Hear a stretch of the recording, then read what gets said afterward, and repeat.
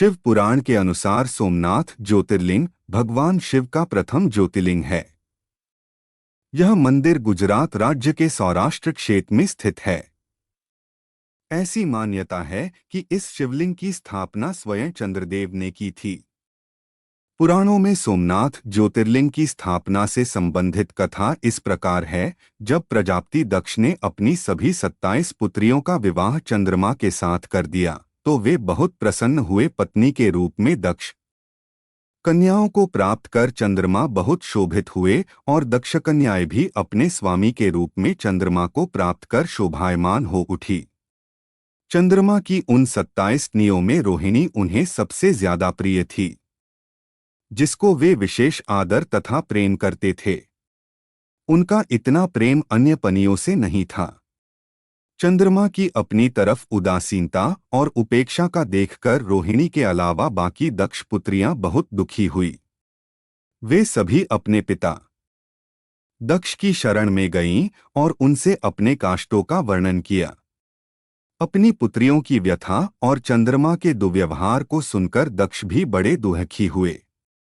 उन्होंने चंद्रमा से भेंट की और शांतिपूर्वक कहा, कलानिधे, तुमने निर्मल व पवित्र कुल में जन्म लिया है, फिर भी तुम अपनी पत्नियों के साथ भेदभावपूर्ण व्यवहार करते हो।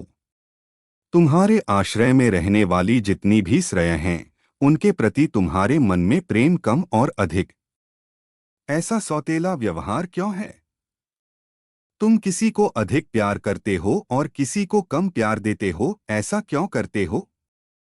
अब तक जो व्यवहार किया है वह ठीक नहीं है, फिर अब आगे ऐसा दुर्व्यवहार तुम्हें नहीं करना चाहिए। जो व्यक्ति आत्मीयजनों के साथ विषमतापूर्ण व्यवहार करता है उसे नरक में जाना पड़ता है। इस प्रकार प्रजापति दक्ष ने अपने दामाद चंद्रमा को प्रेमपूर्वक समझाया और ऐसा सोच लिया कि चंद्रमा में सुधार हो जाएगा। उसके बाद प्रजापति दक्ष वापस चले गए।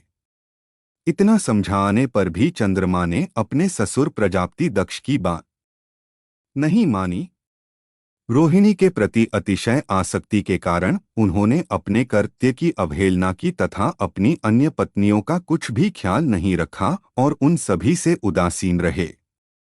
दोबारा समाचार प्राप्त कर प्रजापति दक्ष बड़े दुखी हुए। वे पुनः चंद्रमा के पास आकर उन्हें उत्तम नीति के द्वारा समझने लगे। दक्ष ने चंद्रमा से न्यायोचित बर्ताव करने की प्रार्थना की। बार बार आग्रह करने पर भी चंद्रमा ने अवहेलनापूर्वक जब दक्ष की बात नहीं मानी तब उन्होंने शाप दे दिया। दक्ष ने कहा कि मेरे आग्रह करने पर भी तुमने मेरी अवज्ञा की है, इसलिए तुम्हें क्षय रोग हो जाए। दक्ष द्वारा शाप देने के साथ ही क्षण भर में चंद्रमा क्षय रोग से ग्रसित हो गए। उनके क्षीण होते ही सर्वत्र हाहाकार मच गया। सभी देवगण तथा ऋषिगण भी चिंतित हो गए।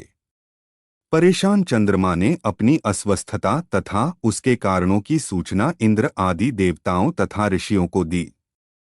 उसके बाद उनकी सहायता के लिए इंद्र आदि देवता तथा वशिष्ठ आदि ऋषिगण ब्रह्मा जी की शरण में गए।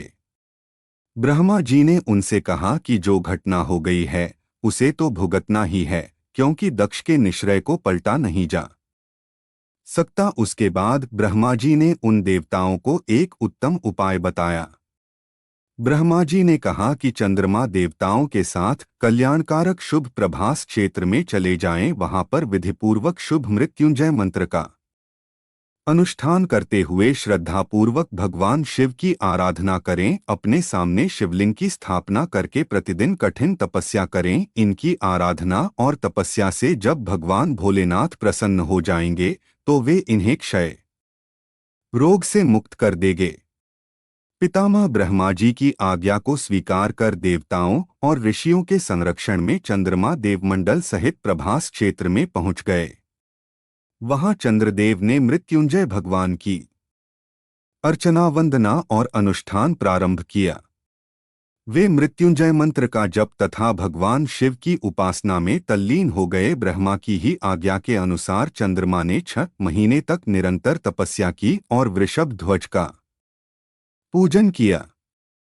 10 करोड़ मृत्युंजय मंत्र का जप तथा ध्यान करते हुए चंद्रमा स्थिरचित्त से वहां निरंतर खड़े रहे। उनकी उत्कट तपस्या से भक्त वत्सल भगवान शंकर प्रसन्न हो गए। उन्होंने चंद्रमा से कहा, चंद्रदेव, तुम्हारा कल्याण हो। तुम जिसके लिए यह कठोर तप कर रहे हो, उस अपनी अभिलाषा को बताओ। मैं तुम्हारी इच्छा के अनुसार तुम्हें उत्तम वर प्रदान करूंगा। चंद्रमा ने प्रार्थना करते हुए विनयपूर्वक कहा, देवेश्वर, आप मेरे सब अपराधों को क्षमा करें और मेरे शरीर के इस क्षय रोग को दूर कर दें। भगवान शिव ने कहा, चंद्रदेव, तुम्हारी कला प्रतिदिन एक पक्ष में क्षीण हुआ करेगी, जबकि दूसरे पक्ष में प्रतिदिन वह निरंतर बढ़ती रहेगी। इस प्रकार तुम स्वस्थ और लोक सम्मान के योग्य हो जाओगे। भगवान शिव का कृपा प्रसाद प्राप्त कर चंद्रदेव बहुत प्रसन्न हुए। उन्होंने भक्तिभाव पूर्वक शंकर की स्तुति की। ऐसी स्थिति में निराकार शिव उनकी दृढ़ भक्ति को देखकर साकार लिंग रूप में प्रकट हुए और संसार में सोमनाथ ज्योतिर्लिंग के नाम से प्रसिद्ध हुए।